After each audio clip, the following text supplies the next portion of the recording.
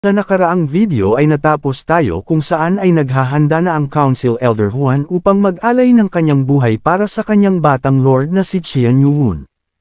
Ngunit bigla naman itong natigilan dahil sa mga sumunod na mga pangyayari, at napalingon sa grupo ng malaking puwersa ng Lost Clan at Blade Clan.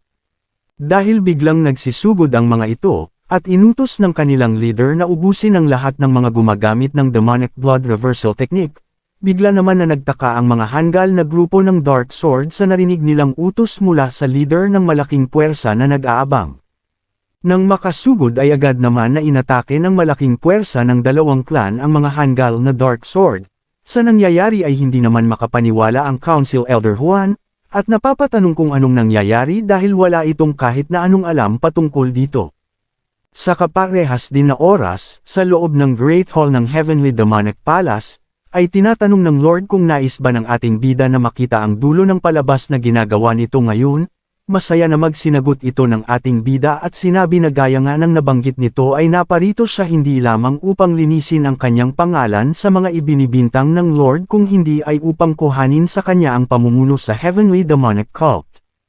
Sa narinig ng Lord ay galit na galit ito at sa anong lakas ng loob ng batang ito na gawin ang ganitong bagay sa kanya. Kaya naman ay tinawag nito ang lahat ng council elders at leader ng mga elite clan at inutusan na ubusin ang mga traidor ng demonic cult ngayon din. Sa iniutos na ito ng Lord ay mabilis namang nagsisugod ang ilan sa mga leader ng mga elite clan sa ating bida, ngunit bago pa makarating ang mga ito sa kinaroroonan ng ating bida ay biglang nakatanggap ang mga ito ng mga pag-atake. Nang makatayo ang isang leader ay napapatanong ito, dahil bakit ang mga council elder nang natitira sa 6 na main clan ay kakampi ng ating bida at tumayo sa gilid nito upang protektahan siya laban sa mga magtatangka pa na lumapit dito. 4 na oras bago maganap ang pagpupulong na ito, sa palasyo ng Blade Clan sa timog silangang bahagi ng Heavenly Demonic Castle, sa main office building ng Blade Clan, ay nakipagkita dito ang Vice Lord na si Yuhun. Sa isip nito na kapag ang Council Elder ay nagpadala ng signal sa pamamagitan ng kanyang sound telepathy ay kalahati ng kanilang lakas na nakapalibot lamang sa kanilang clan manor ang makakalaban niya, at mukhang may magandang defense system ang mga taga-Blade Clan. Ang Blade Clan ay ang nagkokontrol sa eastern side ng kanilang komunidad sa Guangzhou District, at kung sakali na makumbinsi niya ito ay maaari niyang matulungan si Council Elder Juan, ngunit hindi niya alam kung anong kahihinatnan ng magiging pag-uusap nilang ito. Sa isip naman ng Council Elder na ang maskara na suot nito, ay kung hindi lamang ito tinanggal ng Vice Lord ay si Council Elder Juan pa din ang tingin niya dito, at kung sakali na nagpunta ito dito gamit ang tunay nitong itsura ay walang dahilan upang papasukin niya ito dito upang makipag-usap, at ang isang ito ay napakatalino.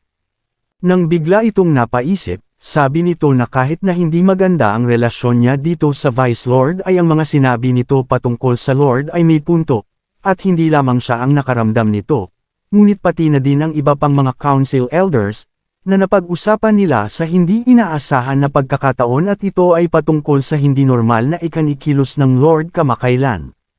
Bukod pa doon ay nagdesisyon ang Lord na paalisan at paslangin ang Vice Lord kahit na alam naman nila na isa ito sa maaring maging pinakamalakas na puwersa sa loob ng kanilang demonic cult. Matapos ay sinabi ni Yuhun dito na wala na silang natitira pang oras, kaya naman sinabi ng Council Elder na kung alam ba nito na maaari niya siyang maihatid sa Lord kung nanaisin niyang gawin ito. Na agad namang sinagot ni Yuhun na kung ang Council Elder ay sa ganitong paraan ito gawin ay tama siya na alam ito ng ating bida. Sa isip naman nito na habang tumatagal na kausap niya ito ay hindi niya mapigilan ang mapaamin na namamangha ito sa taglay na tapang at talino ng Vice Lord, kaya naman ay tinanong nito si Yuhun na kung alam ba nito na kung bakit ang 6 na main clan ay pinuprotektahan nila ang kanilang Lord para sa pamilyang Qian kahit na tinatawag nila ang kanilang mga sarili na pundasyon ng demonic cult. Sa tanong ng Council Elder ay wala namang maisagot dito si Yuhun. Kaya naman sinabi ng Council Elder na ang kanilang clan ay nagsisilbi sa God of Demon and Fire, at dahil ang Lord ang tanging nakakagawa na makipag-usap sa mga ito kaya naman ang pamilyang Qian ay ang napili na gumanap sa ganitong tungkulin para sa kanila, at ang nais na sabihin at gawin ng Vice Lord ay walang pinagkaiba sa pag-uutos sa kanya na sirain ng mga ito ang kanilang buong lugar sa Blade Clan. Dagdag pa nito na ang pakikipaglaban ng wala namang kahit na anong dahilan ay walang pinagkaiba sa pagkakaroon nito ng walang kahit na anong pundasyon na kanilang maaapakan, dahil dito ay napatanong ang ating bida na kung ang ibig ba na sabihin nito sa kanya ay wala itong kakayahan na mapatunayan ang kanyang sarili bilang isang totoong Lord. Sumagot naman ang Council Elder na kung gusto nito ng tapat na sagot ay tama ang sinabi ng Vice Lord. Dahil kahit na isantabi muna nila ang hindi magagandang bagay sa pagitan nila ay hindi nila makakaya na sumunod sa mga salita nito na parang mga bulag. Dahil dito ay nagtanong si Yuhun kung ang bagay na ito ba ay sapat na, at ipinalabas nito ang kanyang Heavenly Demon Sword, sa nangyari ay nagulat naman ito sa kanyang nakita. Kaya naman ay may nagpadala ng isang sound telepathy mula sa labas galing sa kanyang mga kawal at tinatanong kung anong nangyayari sa loob dahil nakaramdam sila mula dito ng hindi pangkaraniwang aura, at tinatanong kung papasok na ba ang mga ito. Agad naman sumigaw dito ang Council Elder at pinapahinto ang mga ito, matapos ay nagpadala ito ng sagot at sinabi na huwag hahayaan na may makapasok sa kanilang silid na kahit na sino. Matapos ay agad na nagpalabas ng isang aura barrier ang Council Elder upang walang ibang makarinig ng kanilang mga pag-uusapan, matapos ay napatanong naman ito kung totoo ba na ito ang tunay na Heavenly Demon Sword. Kung umabot ka na sa parte ng video na ito ay maari lamang na i-click ang like at super thanks sa baba bilang pagsuporta. Maraming salamat. Sa loob ng Great Hall ay hindi makapaniwala ang mga leader ng mga elite clan dahil sa ang mga council elder ng 6 na main clan ay pinuprotektahan ang Vice Lord. Sa nakitang ito ng Lord ay nagalit naman ito sa mga council elder, at sinigawan ang mga ito na anong lakas ng loob ng mga ito na kalabanin ang kanilang Lord ng demonic cult, matapos ay nagpalabas ito ng napakalakas na killing intent na bumalot sa loob ng Great Hall. Kaya naman dahil dito ay ipinalabas ng ating bida ang Heavenly Demon Sword, at matapos ay itinaas niya ito upang makita ng lahat. Sa nangyari ay nagulat naman dito ang lahat ng nasa paligid dahil ang pangalan na nakalagay sa espada ng Vice Lord ay ang Heavenly Demon Sword. Natigilan naman dito ang Lord at napapatanong kung sa paanong paraan na nagawang mahanap ng Vice Lord ang espada na ito, kaya siguro ang mga Council Elder ay pinuprotektahan siya. Ngunit imposible na mangyari ito. Nang bigla namang may kakaiba na naman itong naramdaman, maya-maya ay may narinig siyang sound telepathy na ipinadala sa kanya, at sinasabi na tapos na ang kanyang pagiging Lord kapag inamin niya na ito talaga ang tunay na Heavenly Demon Sword. Dagdag pa nito na wala ng iba pang paraan upang matakasan ng Lord ang kinakaharap nitong sitwasyon, bukod sa mapatunayan nito na ang espadang hawak ng Vice Lord ay hindi ang siyang tunay. At kailangan niyang wasakin ang espada na ito, dahil ang posisyon niya bilang Lord ay nasa panganib kapag hindi nito naresolba ang kanyang problema sa lalong madaling panahon. Sa isip ng Lord na tama ang sinabi sa kanya ni Eugene, na kapag inamin niya na ang espadang hawak ng Vice Lord ang siyang tunay, ay ito na ang kanyang katapusan sa pagiging Lord. Kaya naman ay agad nitong tinanong ang ating bida na kung ang Heavenly Demon Sword ba na kanyang pagmamay-ari ay tunay, at nais niya itong matignan ng personal. Nagpadala naman dito ng sound telepathy ang clan leader ng Blade Clan na huwag itong pumayag sa kagustuhan ng Lord dahil walang nakakaalam kung ano ang mga susunod nitong gagawin kapag nakuha niya ang espada na ito. Sa sinabing ito ng clan leader ay napaisip ito, ngunit maya-maya lamang ay iniabot ng ating bida ang espada sa Lord, at sinabi na maari niya itong suriin ngayon din. Sa isip naman dito ng Lord na tama nga ang kanyang pinlano, at kapag nakuha niya na ang espada ay wawasakin niya ito gamit ang kanyang buong internal energy. Ngunit nang mahawakan ng Lord ang espada, ay may nangyayari namang kakaiba sa kamay nito. Kaya naman ay napabitiw ito sa pagkakahawak at napatanong kung anong mayroon sa kanyang espada, matapos ay tinignan nito ang kanyang kamay at mukhang sa nangyari ay napaso ito. Kaya naman ay tinanong niya ang Vice Lord kung may inilagay ba ito na kahit ano sa espada na iniabot nito sa kanya, dahil dito ay naghanda naman ito ng malakas na pag-atake para wasakin ang espada ng ating bida. Ngunit bago niya ito magawa ay may lumabas dito na isang malaking nilalang na nagmumula sa espada, dahil dito ay napahinto naman dito ang Lord dahil sa matinding pagkakabigla. Nang bigla itong nagtaka dahil bigla itong nawala, sa nangyari ay hindi ito makapaniwala na ito ay ang Giant Black Dragon, at mukhang isa itong ilusyon na gawa ng espada sa kanyang harapan. Masaya naman na pinagmamasdan lamang ng ating bida ang reaksyon ng Lord dito, sa isip naman na ibang nasa loob ng Great Hall na ito talaga ang tunay na Heavenly Demon Sword, at mayroong kasabihan, na ang espadang ito ay nabuo sa pamamagitan ng mga buto at dugo ng Giant Black Dragon, at ito ay isang legendary weapon na may kakayahan na pumili ng magmamay-ari sa kanya. Sa isip naman ng Grand Guardian na ito na ang tamang oras, kaya naman ay agad na itong tumayo at sinabi na ang lahat ng tagasunod ng Great Heavenly Demon ay ibigay ang kanilang katapatan at mga sarili. Bigla namang nagulat ang lahat sa nakita nila na hawak ng Grand Guardian, dahil ito ay ang huling habili ng Heavenly Demon. Matapos ay ang lahat naman ng nasa loob ng Great Hall ay biglang nagsipagluhod upang pagpapakita ng kanilang katapatan sa bagong Heavenly Demon. Bigla naman itong sinigawan ng Grand Guardian at sinasabi na isa itong traidor, sabi ng Grand Guardian na siya ang Guardian ng Heavenly Demon, at naparito siya sa kanilang harapan upang ibigay ang kagustuhan ng Heavenly Demon. Matapos ay agad na nagbigay ang mga ito ng papuri at pagpupugay para sa bagong Heavenly Demon ng Heavenly Demonic Cult. Sa naririnig na ito ng Lord ay pinapahinto naman niya ang mga ito, dagdag pa ng Grand Guardian na dahil sa natapos ng Vice Lord ang kanyang pagsubok sa pagiging Heavenly Demon at nagawang makuha ang Heavenly Demon Sword, ay idinideklara niya na ang Vice Lord Xian Yuun, bilang ang bagong Heavenly Demon. Pinapahinto naman na ng isang boses ang Lord, at sinasabi na natalo at nawala na dito ang titulo bilang isang Heavenly Demon kaya naman ay tumigil na ito, humihingi naman ng tulong dito ang Lord sa kanyang kapatid na si Eugene. Sa kabilang banda naman ay sinabi ng ating bida na siya si Xian Yuun ay malugod na tinatanggap ang titulo at kagustuhan ng pagiging isang Heavenly Demon. Nagpatuloy pa din ang boses na pumapasok sa isip ng Lord at sinasabi na ang Vice Lord ay ninakaw ang lahat sa kanya.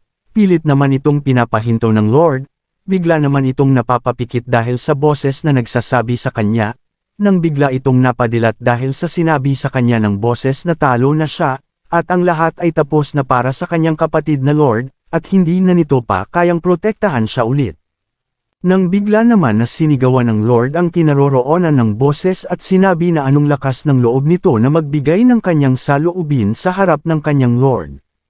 Bigla namang napalingon ang lahat sa kinaroroonan ng Lord, at nagtataka ang mga ito sa lokasyon na tinitignan niya. Bigla naman naalala ng ating bida ang pag-uusap nila ng Grand Guardian.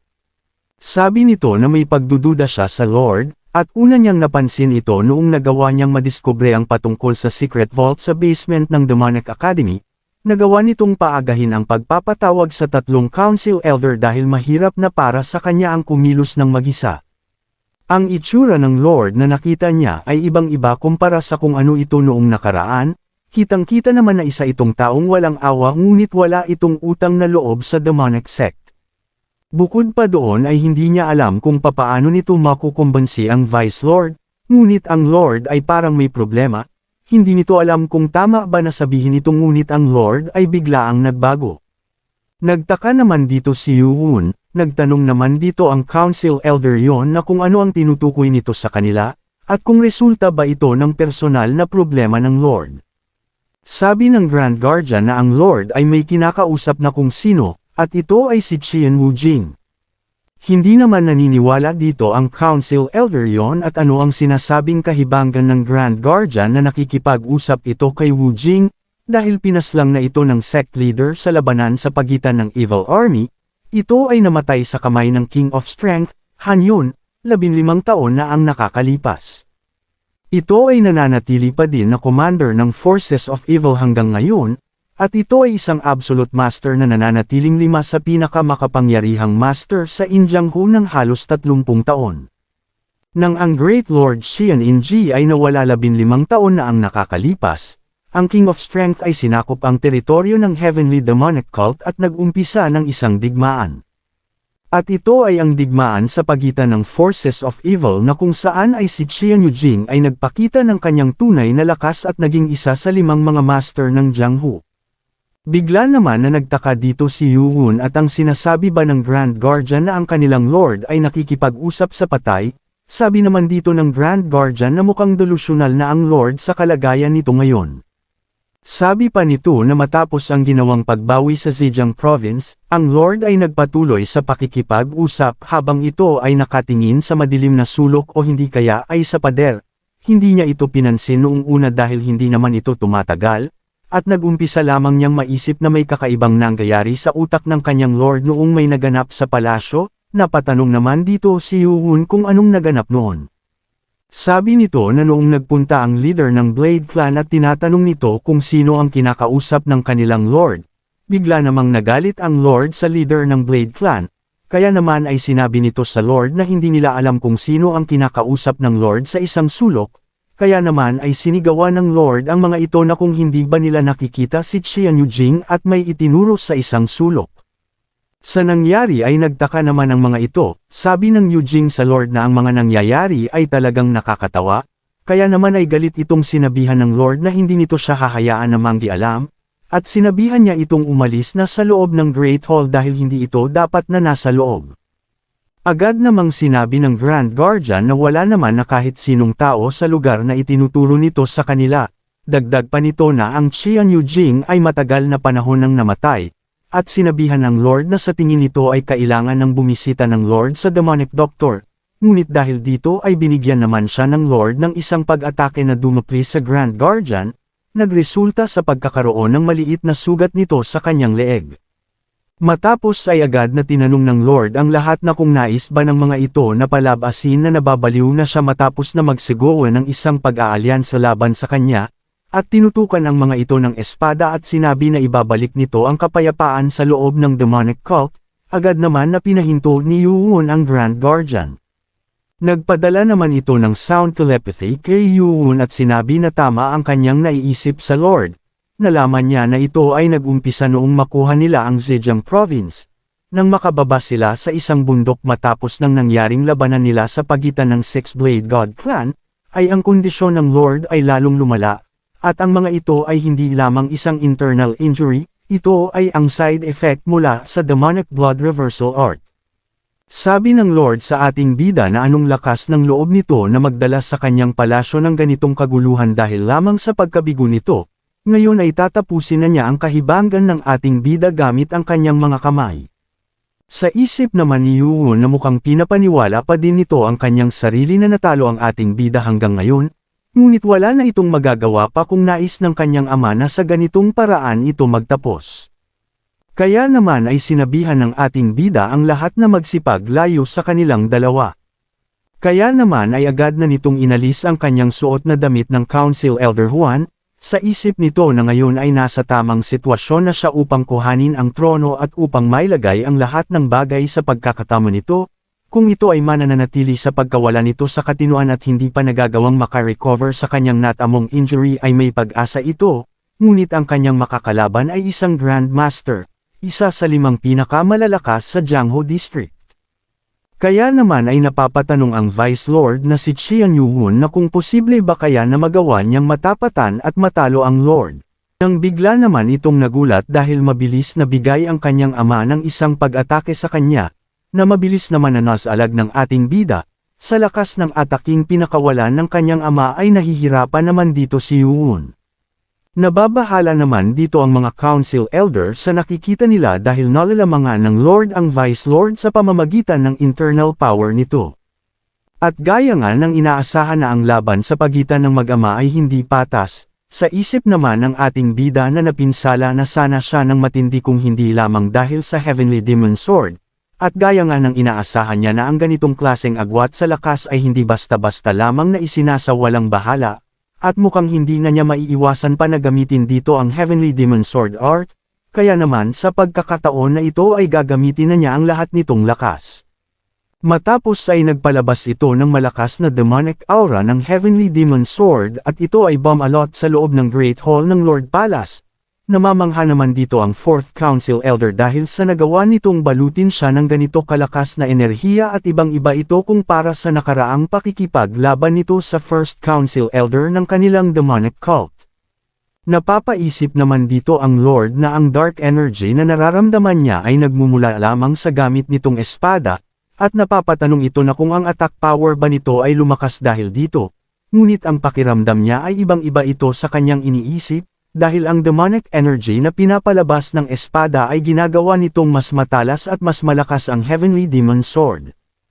Kaya naman ay pinakawala na nito ang kanyang atake sa ating bida, matapos ay naghanda ito ng isang sword technique, at ito ay ang Heavenly Demon Sword Art.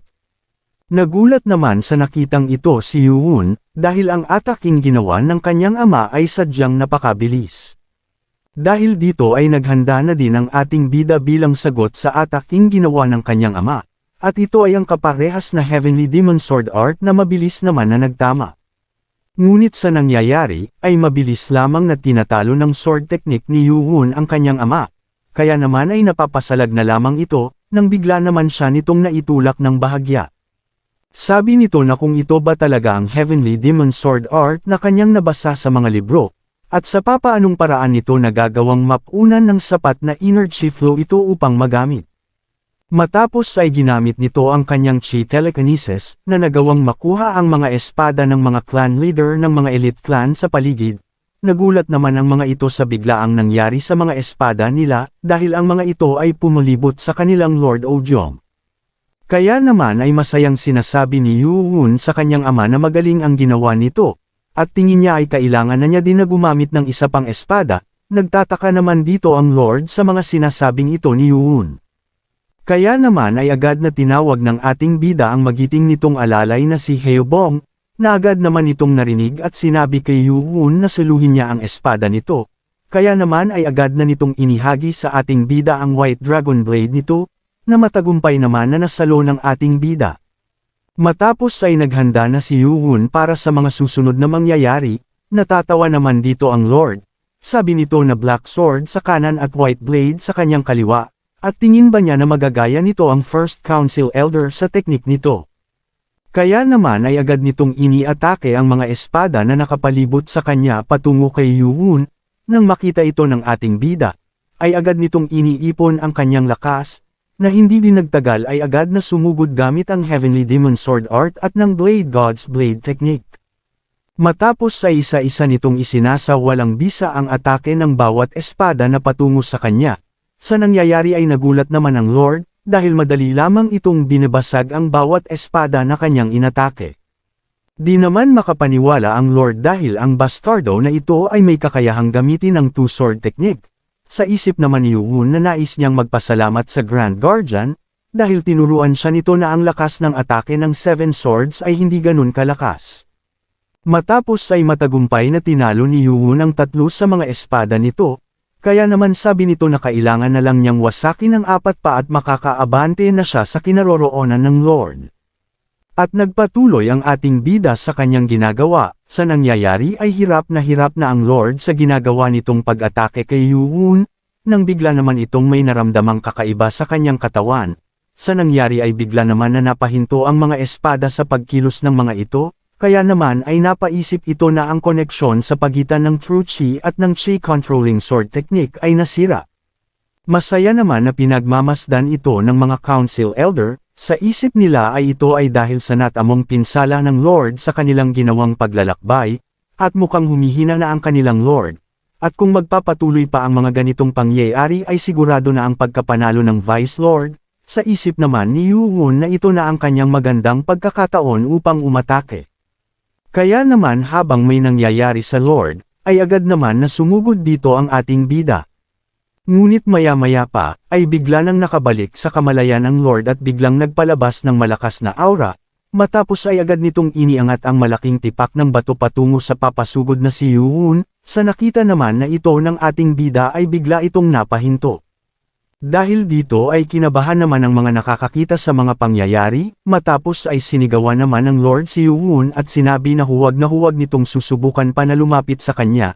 Ngunit hindi naman ito pinakinggan ni Yuwon bagkus ay inatake nito ang malaking bato na inihagi sa kanya ng Lord, matapos ay matagumpay naman niya na nadurog ang mga ito at nagawang makalapit sa harapan ng Lord.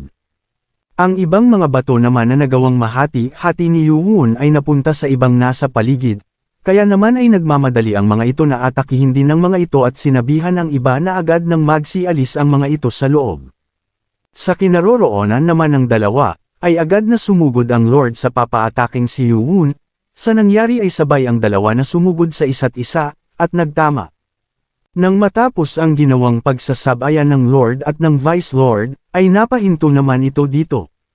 Dahil sa may nakikita itong kakaibang nangyayari sa kanyang espada at ito ay binabalot ng dark energy na pinakawala ng ating bida, maya-maya pa ay binasag ng dark energy ng Heavenly Demon Sword ang espada nito.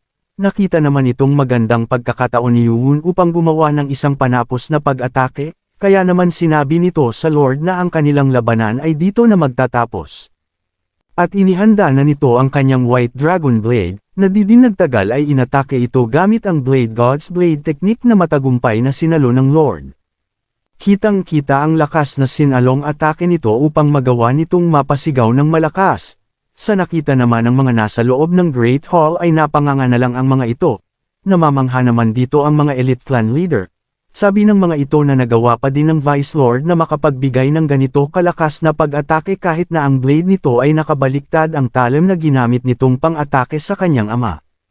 Nang matapos ang ginawang atake ni Yuun sa Lord, ay napasukan naman ito ng dugo sa tindi ng pinsala na kanyang natamo, matapos ay ang buong silid ng Great Hall ay nagkaroon ng matinding katahimikan. Sa isip naman ng isang tao na nanunood na sa ganitong kalagayan ay ang Lord ay maari nang mamatay, ngunit ang bastardong Lord ay kailangan pa nila sa kanilang mga plano. Tinignan naman ni Yuun ang kanyang ama bilang paghahanda sa sunod na maari pa nitong gawin, sa nangyari ay hindi naman makapaniwala dito ang Lord. Matapos ng matinding katahimikan ay nag-umpisa ng magbulungan ang mga tao dito at napapatanong kung totoo ba na nanalo ang Heavenly Demon sa kanilang Lord, at gaya ito ng kanilang inaasahan sa isang Heavenly Demon. Napapatanong naman dito ang Lord kung totoo ba na natalo lamang siya ng batang ito, ngunit bigla na naman itong natigilan dahil may nagpadala dito ng isang sound telepathy. Sabi nito na kung hahayaan lamang ba niya itong manalo ang isang tao na may pukana ng pag-aalyansa kontra sa kanya, at tinatanong din niya ito kung hahayaan niya lamang ba na iwanan ang 6 na main clan na pumatay sa kanyang ina at sa kanyang pinakamamahal na asawa. Iniutos nito na patayin niya ang traidor sa kanyang harapan at magawang paslangin ang mga tagasunod nito, at ibalik ang pagkakasaayos ng kanilang Heavenly Demon Cult, at habang hindi pa nito nagagawang sumuko, ay ang Divine Reversal Blood Art ay matutulungan siya. Kung umabot ka na sa parte ng video na ito ay maari lamang na i-click ang like at super thanks sa baba bilang pagsuporta. Maraming salamat. Matapos ay bigla naman itong napasigaw ng napakalakas. Si Lord Xian Yuzhong, ang kanyang ina ay nagngangalang Qingwen, siya ay ampun na anak ni Qing Bankong, leader ng Blade Clan. Ang leader ng Blade Clan ay nais itong magkaroon ng anak na lalaki para sa kanilang Blade Clan upang maging kandidato para sa pagiging Vice Lord at bilang tagapagmana ng kanilang Blade Clan, kumpara sa kanyang tunay na anak na babae na hindi nagkaroon ng anak sa Great Lord Heavenly Demonic Cult na si Qian Inji. Ngunit sa hindi inaasahang pangyayari ay nagkaroon ng tunay nito na anak na babae na magkaanak ng lalaki matapos na magkaroon ito. Kaya naman ay nagalit ang Lord sa gusto ng leader ng Blade Clan at tinanong kung paano nitong naiisip na sabihin sa kanya na isa lamang ang bibigyan nito ng pagkakataon kung dalawa naman ang young master sa clan nito. Matapos na maisilang si Qian Ojong at Qian Yujing sa kagustuhan ng leader ng Blade Clan, ay ang dalawa ay nabigyan ng pagkakataon na maging kandidato para sa kanilang Blade Clan upang maging isang Lord. Matapos nito, si Qing Yuyun at ang iba pang mga asawa ng Lord ay pilit itong hindi pinansin at inihiwalay habang sinasabi na sila ang orihinal na asawa ng Great Lord. Si Qing Wen ay nagkasakit at namatay matapos nitong maipanganak ang kanyang anak na si Qian Ojong. Nang lumaki na ang mga ito ay galit na galit ang isang babae kay Ojong at sinasabihan siya nitong huwag siyang tatawagan na ina nito at ang itawag nito sa kanya ay Lady Qing, at tatandaan nito na ang tangi lamang niyang gagawin ay ang tulungan ang kanyang anak na si Qian Yujing upang maging ganap itong Lord ng Heavenly Demonic Cult, na agad naman na sinang-ayunan ng batang si Ojong. Matapos nito sa labas ng kanilang silid, ay humihingi ng paumanhin ang kanyang kapatid na si Yujing sa iniasta ng kanyang ina sa kanya, sabi pa nito na hinding-hindi na ito mangyayari kapag siya na ang naging Lord. Nagpasalamat naman dito ang batang si Ojong sa kabutihan nito sa kanya, sabi naman ang kapatid nito na si Yujing na normal lamang ito dahil siya ang kanyang kapatid, at alam naman niya na mahal siya nito. Si Qian Ojong ay masaya dahil ang kanyang nakababatang kapatid na si Yujing ay ikinukonsider siya bilang kanyang kapatid.